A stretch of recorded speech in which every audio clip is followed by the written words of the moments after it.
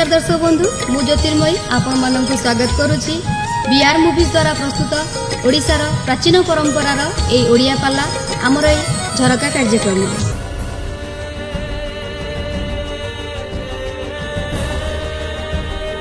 मालो दमयंती जो पहुंची गले निज राज्य निज जन्मस्थान बाप माँ को देखुं छोट छोट जमज संतान देठ क्षीर खाऊला बेले सखी हाथ में पठे देला दमयंती धीरे धीरे धीरे धीरे बड़ ही गले कवि होचंती जाजपुर जिलार माधवानंद मिश्र गोटे पद कहले शिशु स्कंधरे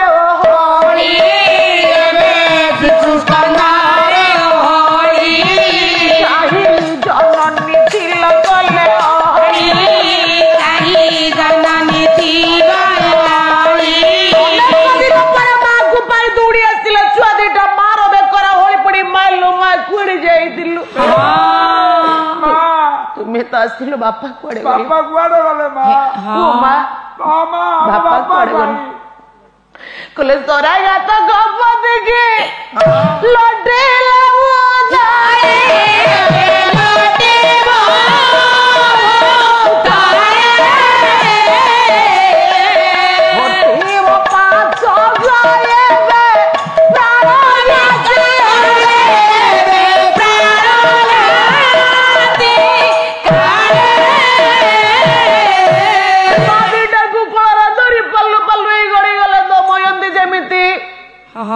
कपति माल सर बाजिले जमी गड़ी जाए सेमती छुआ दीटा को धरी पलु पलु गड़ी जाऊ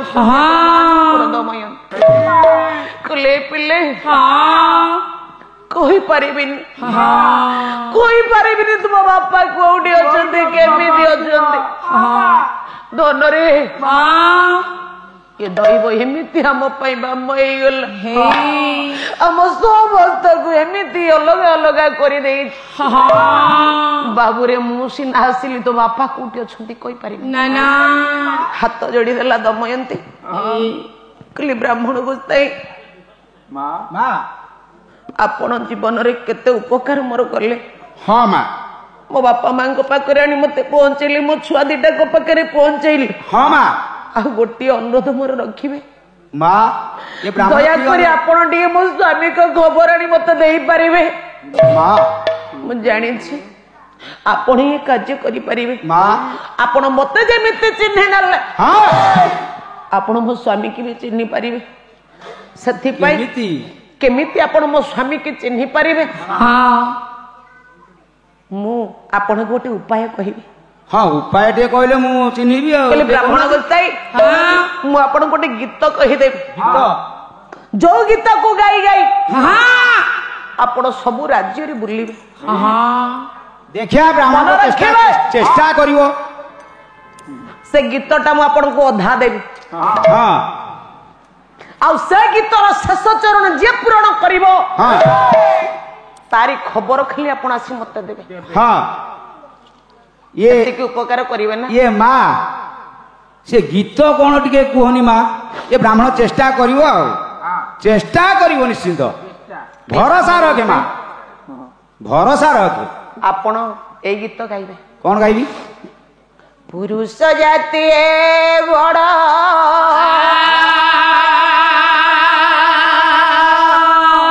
ये पाषाण अटांती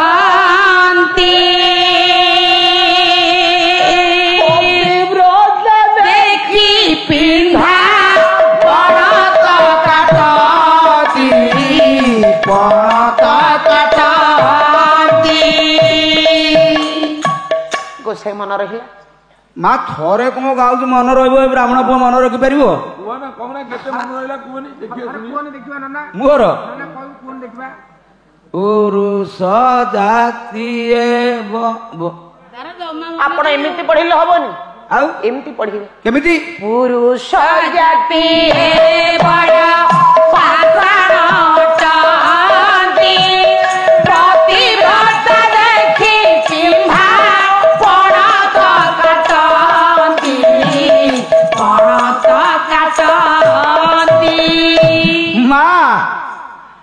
एथरक किछि किछि हेला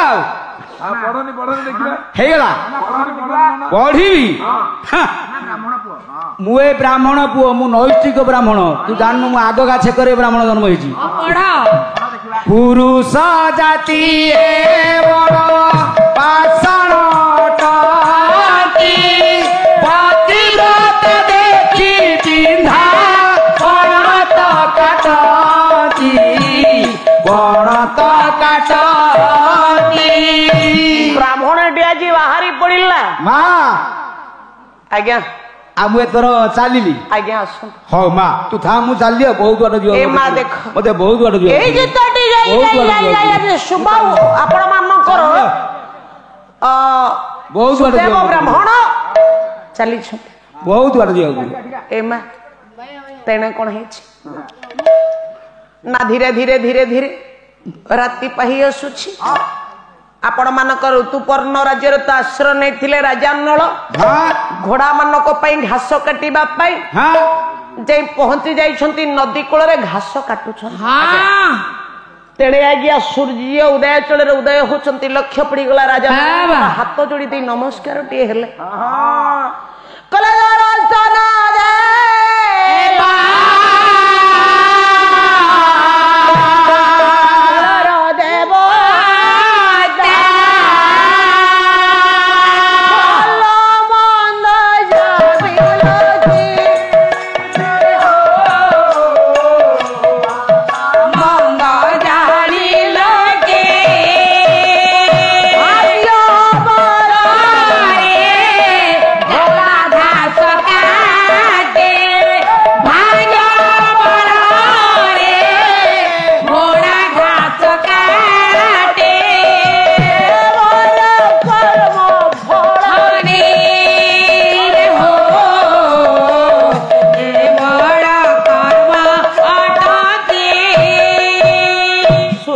देखी प्रणाम करी आपण मानक राजा नल कहले कहले हे कुलर देवता देख मु होची आपणकर से वंशर मते सूर्य वंशी बोली कहते आपणक वंशर संतान मु देख तुमर भाग्य को मु आज गोड़ा पाई घास काटू आज्ञा नदी गोटे कूलर अच्छी राजा नल घास काटुला बेले नदीर आर पाखरे चली ब्राह्मण गीत गाई गाई पुरुष जाति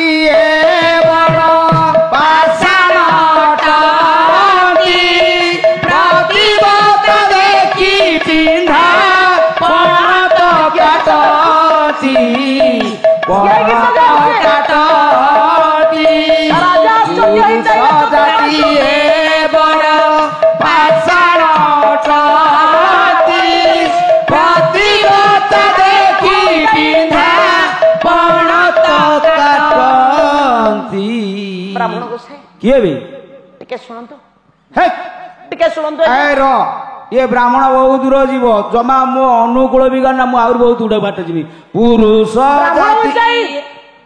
दयाकर टिके सुनंतु किए रे दयाकर टिके सुनंतु भारी व्यस्त खुश तो तू आगे टिके आसंतु किए रे तू ब्राह्मण गोसाई आपण जो गीत गाउथिले आउ टिके गाइबे कि गाइबी काई गाइबी कहून टंका दो आपण जो गीत गाउथिले भारी भल लागुची त हां टिके गाइबे आउ थरे आ पिलाडा व्यस्त हो जा गाइबी आज अधिक कहू गाइबी आ पुरुष जाति ए बड़ा पाषाणटी प्रतिव्रत देखी पिंधा पणत काटती पणत काटती नराजा चिंता करले हां ले गीत हां ये गीत ब्राह्मण कोन गाउछन हां पणत काटिबा कथा हे मो दमयंती जानिछि मु जानिछि हाउ तो के जानि ना ना ना ये कई गीत गाउछन हां हाथ दे देले के ब्राह्मण गोसाई आपण कोट आछन्ते मु विदर्भ देशरु आसीछि कोट विदर्भ देशरु आपण विदर्भ आछन्ते हां नल राजा जानि परले कलो मो दमयंती अंगु पठेछि पर हां ମୋ ଖବର ନେବା ପାଇଁ ଦମୟନ୍ତୀକୁ ପଠେଇଛି। କହିଲେ ହଉ, କିନ୍ତୁ ଦମୟନ୍ତୀ ତମେ ମୋ ଖବର କେବେ ବି ନେଇପାରିବନି ନା। କହିଲେ ଆଚ୍ଛା ବ୍ରାହ୍ମଣ ଗୋସାଇ କଣ ହେଲା? ଆପଣ ଯୋଉ ଗୀତ ଗାଉଛନ୍ତି ହୁଏତ ଭଲ ହେଇଛି, ହଁ, ହେଲେ ଆପଣ ଏଇ ଗୀତଟା କେମିତି ଅଧା କାହିଁକି ଗାଉଛନ୍ତି? ଆରେ ମୁଁ ଯେତିକି ଶିଖିଛି ସେତିକି ଗାଉଛି, ଆଉ ସାଡୁକୁ ଶିଖିଥିଲେ କଣ ଗାଇ ନଥାନ୍ତି କି? କଣ ତୁ ଶିଖିଛୁ କି ଗୀତ? ଗୋଟେ କାମ କରନ୍ତୁ, ହଁ, ତା ତଳକୁ ଆଉ ମୁଁ 2 ପଦ ଲେଖିଦେବି, ହଁ, ଆପଣ ଗାଇପାରିବେ? ତୁ ଜାଣିଛୁ? ହଁ। ଯଦି ଜାଣିଛୁ ଗାନି, କଣ କେମିତି ଗାଉଛି ମୁଁ ଟିକେ ଦେଖେଇ। ଆପଣ ଆଉ ନା ତା ତୁ ଟିକେ ଗାନି। କହିଲେ ଆଉ 2 ପଦ ଗାଇବେ। ହଁ, କଣ ଗାଇବେ ଜାଣିଛୁ? କଣ ଗାଇବି? ତଥାପି ସତୀଙ୍କର ଅତି ଚମତ୍କାର ନିର୍ବେଦରେ ଢଳେ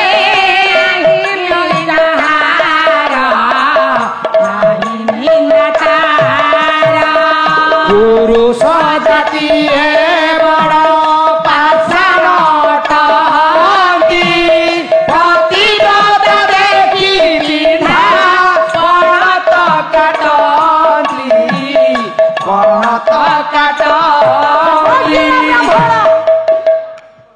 କହିଲେ ଇଏ ଗୀତ ଇଏ କଣ ପୂରଣ କଲେ? ଆରେ ଇଏ କିଏ ରେ? ଇଏ କଣ ପୂରଣ କଲେ? ଇଏ ହଁ, କହିଲେ ବାହୁ କବଚନ ବିପ୍ର ଚମକି ଉଠିଲା, ବାହୁ କବଚନ ବିପ୍ର ଚମକି ଉଠିଲା, ଅତକିୟତ ଦିନରେ ଭାବ ମିଳିଗଲା, ଅତକିୟତ ଦିନରେ ଭାବ ମିଳିଗଲା, ଅତକିୟତ ଦିନରେ ଭାବ ମିଳିଗଲା। ଆଜ୍ଞା, ବ୍ରାହ୍ମଣ ଚିନ୍ତା କଲେ ମତେ ଦମୟନ୍ତୀ କହିଛି, କହିଲା ମୋ ଗୀତ ଶେଷ ଚରଣ ଯିଏ ପୂରଣ କରିବ ସେ ହଉଛନ୍ତି ମୋ ସ୍ୱାମୀ। ହଁ, ଆଚ୍ଛା ଆଙ୍କୁ ତ ଦେଖିଲେ ଲାଗୁନି ଏ ରାଜା ନଳ ଭଳି। କହିଲେ ଏହି କି ସେ ପୁଣ୍ୟ ଶ୍ଲୋକ ନିଶାଳ ଚନ୍ଦ୍ର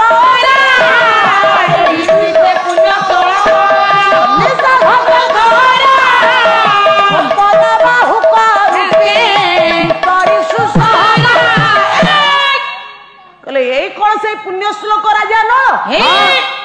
କାଇଁ ଦେଖିଲେ ତ ଲାଗୁନି ନା। ଇଏ ରୂପ କଣ ଏମିତି କଦାକାର କୁଶ୍ଚିତ? ଦମୟନ୍ତୀ ଯାହା କହିଥିଲା ସବୁ ତ ଭୁଲ କାହିଁ ମତେ ଦେଖାଯାଉଛି।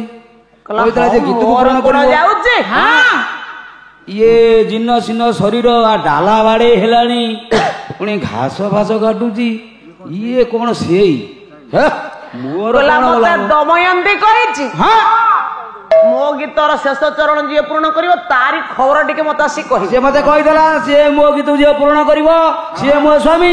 ମୁଁ ଯାଉଛି କହିଦେବି ସେ ଝିଅ ହଉ ଝିଅ ଲେଉଟିଲେ ବ୍ରାହ୍ମଣ ମା ବିଦର୍ଭକୁ ଲେଉଟିଲେ ଯାଇ ପହଞ୍ଚି ଗଲେ ବିଦର୍ଭ ଦେଶରେ ଆପଣ ମାନଙ୍କର ଦମୟନ୍ତୀ ଚାହିଁଦେଲେ ବ୍ରାହ୍ମଣଙ୍କୁ। ଆଶ୍ଚର୍ଯ୍ୟ ହେଇଗଲେ ବ୍ରାହ୍ମଣଙ୍କୁ ସେ ପ୍ରଣାମ। ଆପଣ ଲେଉଟି ଆସିଲେ ଯେ ଇଏ ଏ ପାଣି ଫାଣି ନାହିଁ ଆରେ ବ୍ରାହ୍ମଣ ଟୁଆ ଦିଅନି।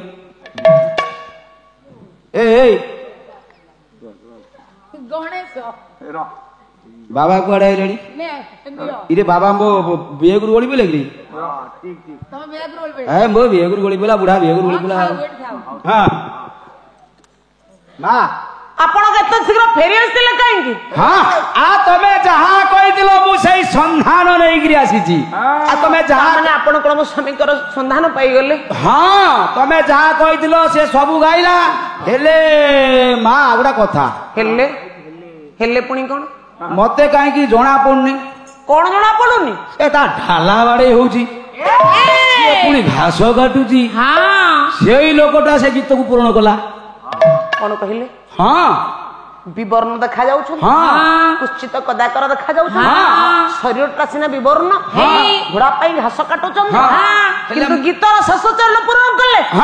ସେଇ ତ ପୂରଣ କଲେ ଗୀତକୁ। ଆଉ ବ୍ରାହ୍ମଣ ଗୋସାଇଁ କଣ ଆପଣ ତାଙ୍କୁ କୋଉଠୁ ଭେଟିଲେ? ହେ ଯାଇ ଋତୁପର୍ଣ୍ଣ ରାଜ୍ୟରେ। ଋତୁପର୍ଣ୍ଣକ ରାଜ୍ୟରେ? କହିଲେ ଠିକ ଅଛି। ବ୍ରାହ୍ମଣ ଗୋସାଇଁ କଣ ହେଲା? ଆପଣ ଏତେ ଉପକାର କଲେଣି, ଆଉ ଗୋଟିଏ ଉପକାର କରିବେ? ମୁଁ ଟିକେ ଜାଣିବା ପାଇଁ ଚାହୁଁଛି ପ୍ରକୃତରେ ସେ ମୋ ସ୍ୱାମୀ କି ନାହିଁ। ସେଥିପାଇଁ ଆପଣଙ୍କର ସାହାଯ୍ୟ ମୋର ଦରକାର। ନା ମୁଁ ଆଉ ଏ ବୁଢା ଯାଇପାରିବ ନା ଆଉ କହିଲେ ଗୋସାଇ ନା ଏ ବୁଢା ଆଉ ଯାଇପାରିବ ନା ଆଉ ଥରେ କଣ ବାଟ ଆଉ ଥରେ ଯାଆନ୍ତୁ। ଆଉ ଯଦି ଯିବି ଟଙ୍କା 500 ଦିଅ।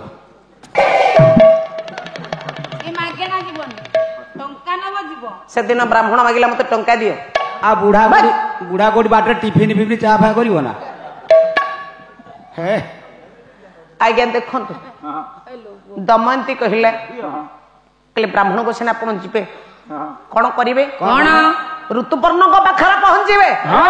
ଋତୁପର୍ଣ୍ଣଙ୍କୁ କହିବେ ମୁଁ ବିଦର୍ଭରୁ ଆସିଛି, ମତେ ଭୀମସେନ ପଠାଇଛନ୍ତି। ଆଚ୍ଛା ନଳ ରାଜାଙ୍କର ସନ୍ଧାନ ନ ମିଳିବାରୁ ରାଜା ଭୀମସେନ ତାଙ୍କ ଝିଅ ଦମୟନ୍ତୀଙ୍କର ଦ୍ୱିତୀୟ ସ୍ୱୟଂବର କରିବାକୁ ଚାହୁଁଛନ୍ତି। ଆଉ ଗୋଟେ କଥା କଣ? ଆପଣ ଯୋଉ ଦିନ ପହଞ୍ଚିବେ କହିବେ ତା ପରଦିନ ହଉଛି ସ୍ୱୟଂବର। ତା ପରଦିନ ହଉଛି ସ୍ୱୟଂବର। ଆଉ ଆପଣଙ୍କ ପାଖକୁ ମୁଁ ନିମନ୍ତ୍ରଣ ନେଇକି ଆସିଛି। ଖାଲି ଏତିକି କାମ କରିବେ। ହଉ କିନ୍ତୁ ଗୋଟେ କଥା ଉପରେ ଧ୍ୟାନ ଦେବେ। ଯୋଉ ଦିନ ପହଞ୍ଚିବେ କହିବେ ତା ପରଦିନ ହଉଛି ଦମୟନ୍ତୀର ଦ୍ୱିତୀୟ ସ୍ୱୟଂବର। ଆଜ୍ଞା ଦେଖନ୍ତୁ ଆସି ତାହେଲେ ଆଉ ଆପଣ ମାନଙ୍କର ଚାଲିଲି ଆଉ ପୁଣି କମ ବାଟ ମତେ ଯିବାକୁ ପଡିବ।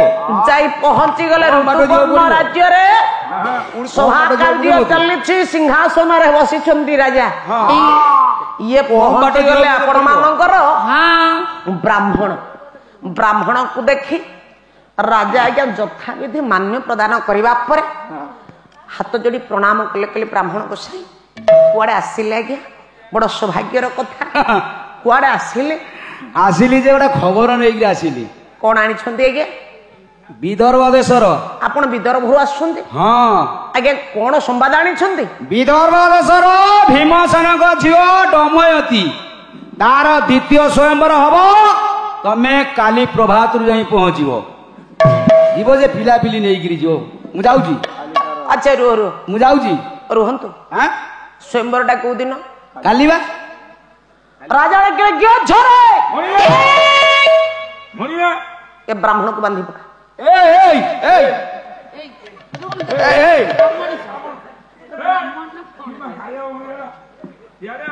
ଆରେ ହେ ମୁଁ ଖବର ଦବାକୁ ଆସି ମୋର କଣ ଏମିତି ବ୍ରାହ୍ମଣ ପକୁ ତମେ ବ୍ରାହ୍ମଣ ସାହିତ୍ୟରୁ ବସୁଙ୍କର ଗୋଟିଏ ଲେଖା ଆଣୁଛି। ରାଜନ ବଲ ଦିଏ ବୁଡ ହାରି ଗଣ୍ଠି ଗଣ୍ଠିଆ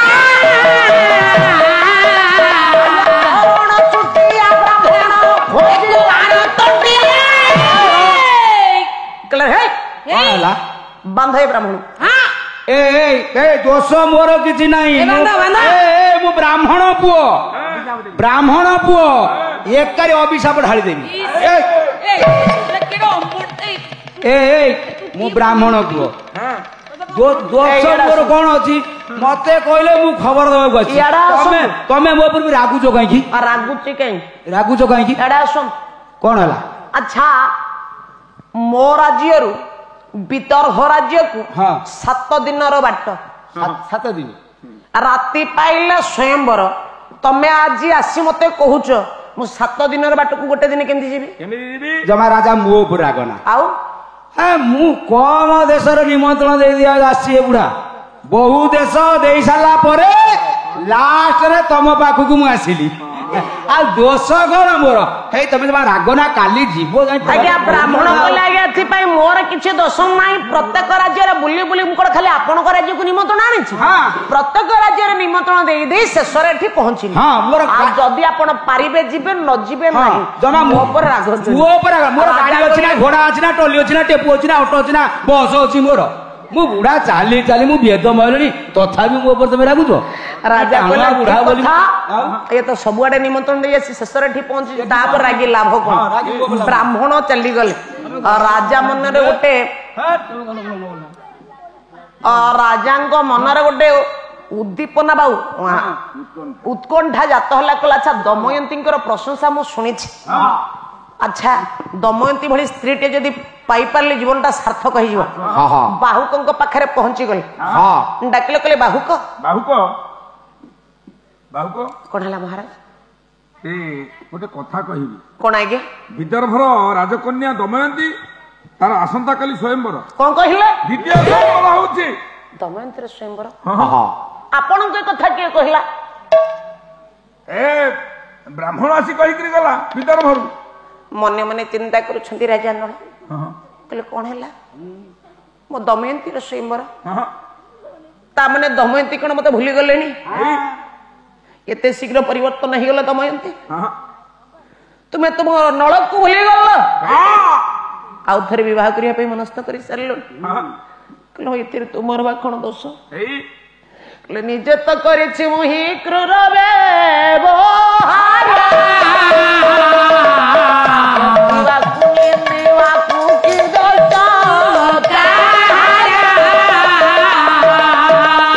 ନଳ ରାଜା ମନେ ମନେ ଭାବୁଛନ୍ତି। କହିଲେ ଏଥିପାଇଁ ତୁମର କଣ ବା ଦୋଷ?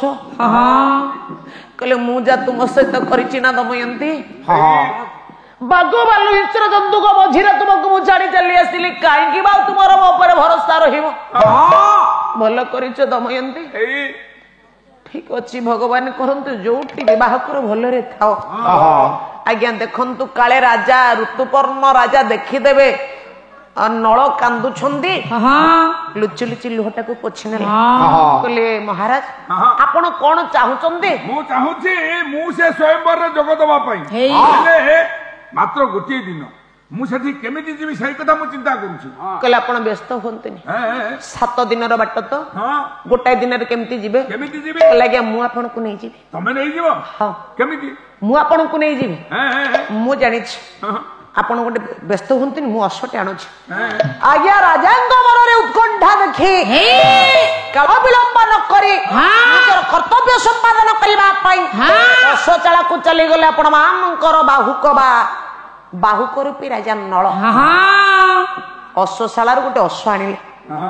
କହିଲେ ହେ ରାଜା ଏଇ ହଉଛି ଅଶ୍ୱ, ଏଇ ଅଶ୍ୱ ଆମକୁ 7 ଦିନର ବାଟ ଗୋଟେ ଦିନର ନବ। ତମ ମୁଣ୍ଡ ଖରାପ ହେଇଗଲାଣି ବାହୁକ, ଏ ମୋ ଅଶ୍ୱଶାଳାରେ ଏତେ ବଳିଷ୍ଠ ସୁସ୍ଥ ଘୋଡା ଥାଉ ଥାଉ ତମେ ଆଇଛ ଗୋଟେ ଦରମଲା ଘୋଡାକୁ। ରାଜା ବୋଲନ୍ତି ଅସମ୍ଭବ, यही बाजे घाले यही बाजे भागे भजना ना भरे पानी हे बामुंदा भागे। राजा कहले बाहुक कौन करुच?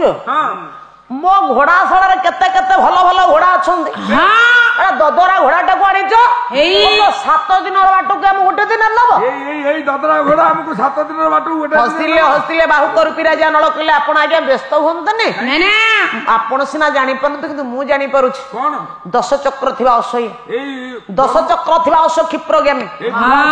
हां एई हमकु नब, आपण व्यस्त न, आपण बसंतु, मु आपनको नै पहुंचीले गला। आज्ञा राजा बसिले, राजा बसिले, राजा नल आज्ञा चलाउछंती घोड़ा राजा। तमे खाली बसिबो, देखो मु केमिति नै पहुंचू। बसिलो बसिलो राजा, मु टिके भिडी भाडी हेई बसे। बस बसिली, धैर्य बसिबो, धैर्य बसिछि। बसिलो चलो बाहुको राजा। अरे तमे एते जोर अश्व चलाउछ मु ठीक से बसि पारुनी। तमे जानिच ठीक भाबरे राति पाइले स्वयंवर आमको जेमिति हेले पहुंचबाकू पड़िबो। तमे खाली धैर्य धर, मु केमिति पहुंच देखो। चला घर घर नीला दत्त हुए पे घर घर दत्त उड़िला मोर से अमर आया तोरी तकत को देखिया तोरी तकत को देखी बोलत समर से समर आया से समर।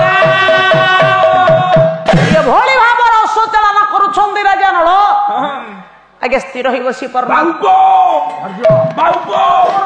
अरे तमे एते जोर अश्व चलाउछ मो मुंडर पगड़ी द्वारा पळै गलानी। क्लाउडी गला उत्तरिया एते भोली गला उत्तरिया मथार पगड़ी सतकी सहचल मारे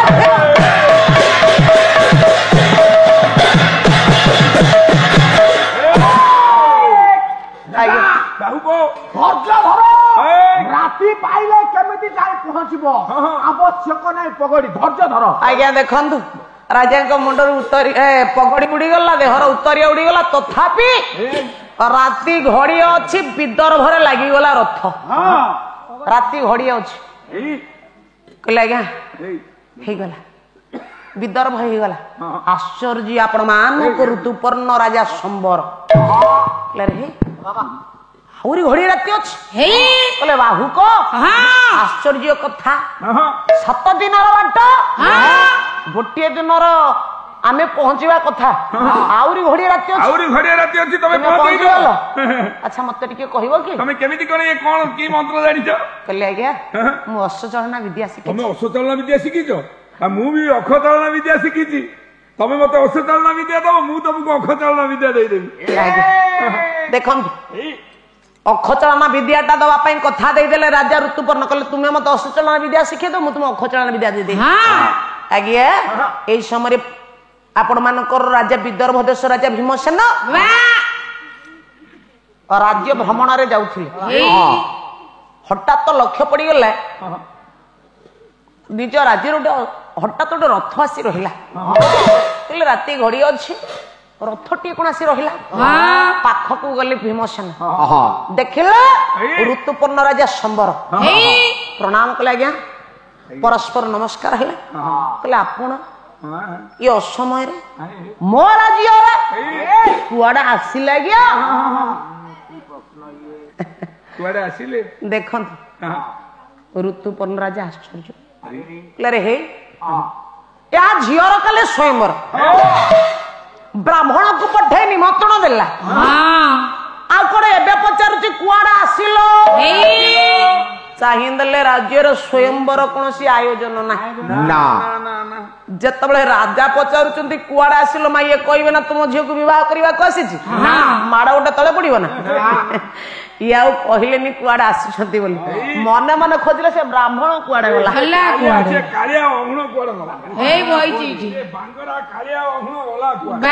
ବ୍ରାହ୍ମଣ ମତେ ମିଛ ଖବର ଦେଇଛି। ଆଜ୍ଞା ମନ କଥାଟାକୁ ମନେ ରଖିଲେ କହିଲେନି ଆପଣ ପୁରା ବ୍ରାହ୍ମଣଙ୍କୁ ପଠେଇ ମତେ ନିମନ୍ତ୍ରଣ ଦେଇଥିଲେ ଆଉ ନ କହି ଆଜ୍ଞା ମୁଁ ଟିକେ ଦେଶ ଭ୍ରମଣରେ ଯାଇଥିଲି ତ ଆପଣଙ୍କ ରାଜ୍ୟ ପଡିଲା ସେଥିପାଇଁ ଆପଣଙ୍କର ଭଲ ମନ୍ଦ ବୁଝିବା ପାଇଁ ମୁଁ ଆସିଛି। ଭଲରେ ଅଛନ୍ତି ନା? ଆଜ୍ଞା ଭଲରେ ଅଛି। ଆପଣ ତ ଆସିଲେ ଚାଲନ୍ତୁ ରାଜପ୍ରାସାଦକୁ ଚାଲନ୍ତୁ। ପାଛୋଟି ନେଇଗଲେ ସମ୍ବରଙ୍କୁ। ଆଜ୍ଞା ରାଜା ଭୀମସେନ ବାହୁକ ବସିଛି ରଥ ଉପରେ। ନଳ ରାଜା ବାହୁକ ରୂପ ରଥ ଉପରେ ବସିଛନ୍ତି। ଭାବୁଛନ୍ତି ଆରେ ଏଇ ମୋ ଶ୍ୱଶୁର ଘର ରାଜ୍ୟ ଅଛି ମୁଁ ଅଛି ମୋ ଶ୍ୱଶୁର ଅଛନ୍ତି ସମସ୍ତେ ଅଛନ୍ତି। ପାଦ ରଖିବା କ୍ଷଣି ସମସ୍ତେ ସ୍ନେହ ଆଦରେ ମତେ ପାଛୋଟି ନେଉଥିଲେ। ଆଜି ରାଜ୍ୟରେ ମୁଁ ଅଲଗା ହଉ ମୋ ଭାଗ୍ୟରେ ଯାହା ଅଛି। ମନ ଦୁଃଖରେ ବସିଛନ୍ତି ବାହୁକ। ବା ରାଜା ନଳ ପଛପଟରେ ଛକି ଦେଖୁଥିଲା ଦମୟନ୍ତୀ। ଡାକିଲା ସଖିଲୋ ଏ ସଖୀ ମତେ ଡାକିଲ କି? ହଁ କଣ ହେଇଛି କଣ ଜାଣିଛ? କଣ? ରାଜା ଋତୁପର୍ଣ୍ଣ ଆସିଛନ୍ତି। ବାପା ତ ଋତୁପର୍ଣ୍ଣ ରାଜା ସମ୍ବରକୁ ପାଛୋଟି ନେଲେ କିନ୍ତୁ ଦେଖିଲୁ ସେ ଯୋଉ ବାହୁକ ରଥ ଉପରେ ବସିଛନ୍ତି। ବସନ୍ତି ତ ଆଉ। ଆଚ୍ଛା ସେ କିଛି ଖାଇବେନି? ଖାଇବେ ନା। ଗୋଟେ କାମ କର। କଣ କରିବା? ମୁଁ ତତେ ଯାହା କହୁଛି ମୋ କଥା ମାନିବୁ। କହୁନାହାନ୍ତି। ରୋଷେଇ କରିବାର ସାମଗ୍ରୀ ନେଇ ତାଙ୍କ ପାଖରେ ପହଞ୍ଚିବ। ପନିପରିବା ନବୁ ଚାଉଳ ନବୁ ଡାଲି ନବୁ ସବୁ ନବୁ ତାଙ୍କୁ ଦବୁ। ଆମ ରୋଷେଇ ଘରଟା ଦେଖେଇ ଦବୁ। ତାଙ୍କୁ କହିବୁ ଆପଣ ତ ବିଳମ୍ବରେ ଆସିଥିଲେ ଆମ ରୋଷେଇଆଳ ସବୁ ଶୋଇ ପଡିଲେଣି ଆପଣ ଗୋଟେ କାମ କରନ୍ତୁ ହାତରେ ରାନ୍ଧି ଖାଇ ଦିଅନ୍ତୁ। କିନ୍ତୁ ମନରେ କଣ ରାନ୍ଧିବା ପାଇଁ ପନିପରିବା ଦବୁ ଚାଉଳ ଦବୁ ଡାଲି ଦବୁ ସବୁ ଦବୁ କିନ୍ତୁ ପାଣି ଦବୁନି କି ନିଆଁ ଦବୁନି। ଦର୍ଶକ ବନ୍ଧୁ ଆମ ପ୍ରୋଗ୍ରାମଟି ଆପଣଙ୍କୁ କେମିତି ଲାଗିଲା ଏହାର ମତାମତ ଦିଅନ୍ତୁ, ଲାଇକ୍ କରନ୍ତୁ, ସେୟାର କରନ୍ତୁ ଆଉ ହଁ ସବସ୍କ୍ରାଇବ କରିବାକୁ କେବେ ଭୁଲନ୍ତୁନି। ରହୁଛି ନମସ୍କାର।